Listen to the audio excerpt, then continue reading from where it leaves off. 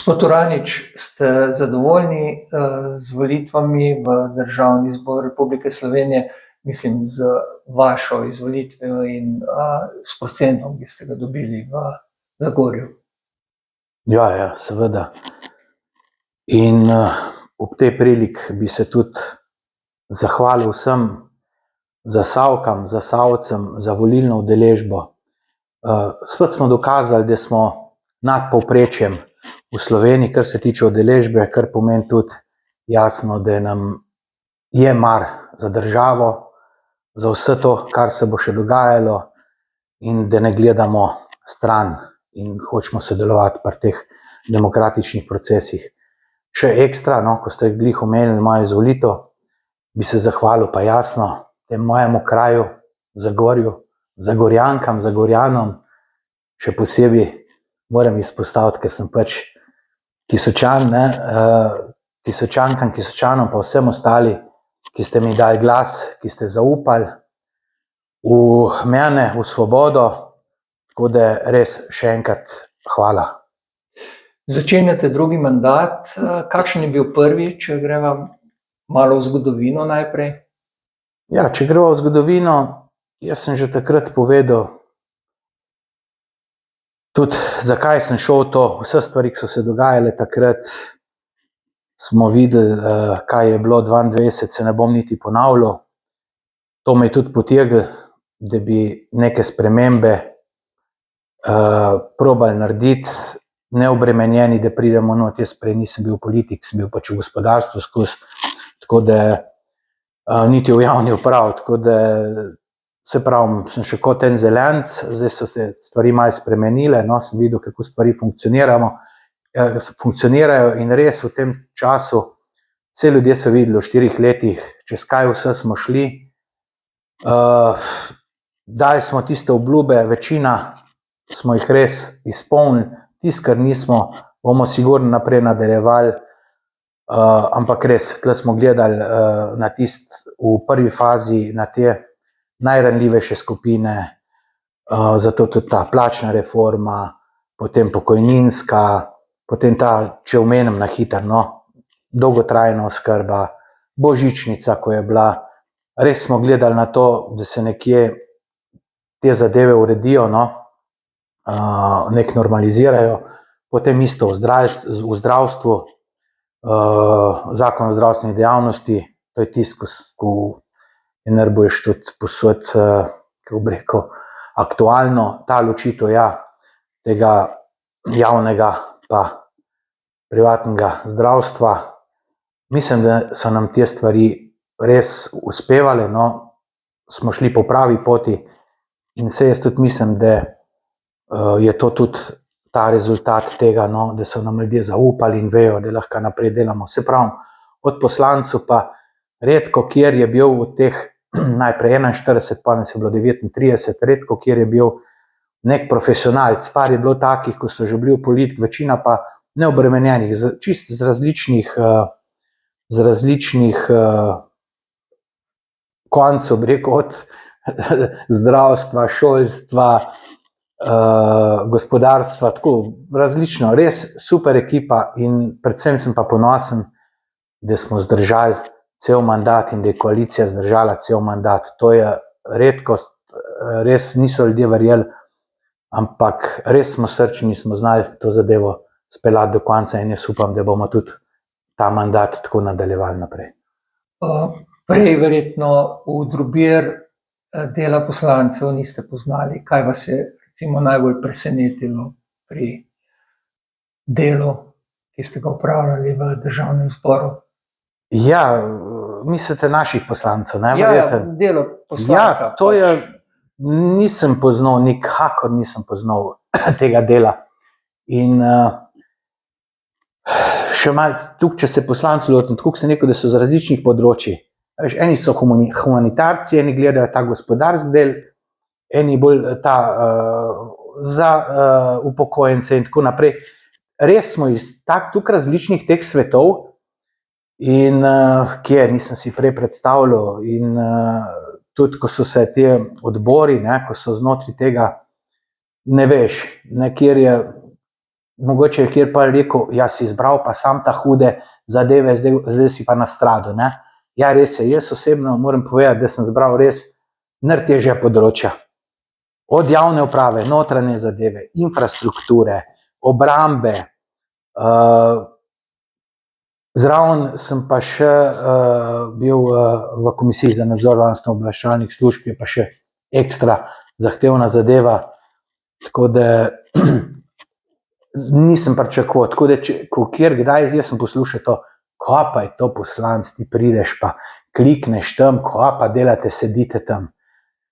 Ja, delče od tega, to so konstantna usklajevanja, to so zakoni, take zadeve so lahko in opomniki recimo pridejo malo manjš, vse te stvari je treba naštudirati in zdaj, če imaš več področij, je tukaj več tega zahtevnega in potem so usklajevanja, gor, dol, kaj, kako in to je, tako na koncu so rekli, 24 ur, no, 24 ur.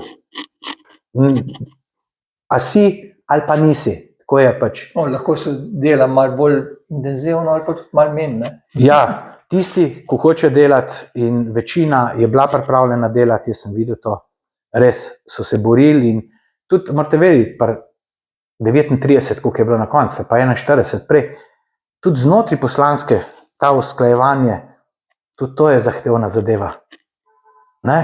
In moram pa vsaj tukaj, da se še pohvalim, da zadeve resno jemljem, no, se je tudi pokazali potem, ker imam največjo prisotnost na sejah državnega zbora, skoraj 99%. Tako da se pravim, ko so bile te krize, ko so nas doletele in požar najprej, pa potem 23 poplave, dvakrat sem z dopusta šel in to iz Murtarja, kamor hodim, da sem se pripeljal tako, da ljudje, da imajo občutk in to, te zadeve jemljem resno na vseh področjih, ali sem jih prej v gospodarstvu ali pa tukaj, tako da jaz sem tle neomajen. Koliko lahko poslanec, ki je le poslanec stranke v državnem zboru, pomaga pri kakšnih projektih v okolju, kjer je izvoljen? Veliko. To sem pa tudi predvsem na začetku videl, jaz sem začel tudi sodelovati, tudi županom, sva res tudi takoj stopila v kontakt, tako da sva že prvo leto je bila ena zadeva in to dokončanje, ker je bil rebalans proračuna, vem, da sva se prav dobila, tle sem dobesedno osebno pomagal, se je tudi župan to pohvalil, da so se končala ta 3 krožišča v Kisovcu, pa s tem tudi končanje te Rogličove kolesarske steze in pa usporedno s tem, tudi takrat so se rezervirala sredstva za projekt, ki bo zdaj enkrat štartal, to pa je obnova Zagorskega mosta, Savskega, pa krožišče pri čistilni v Zagorju. Tako da recimo, to je konkretno, ko sem bil noter,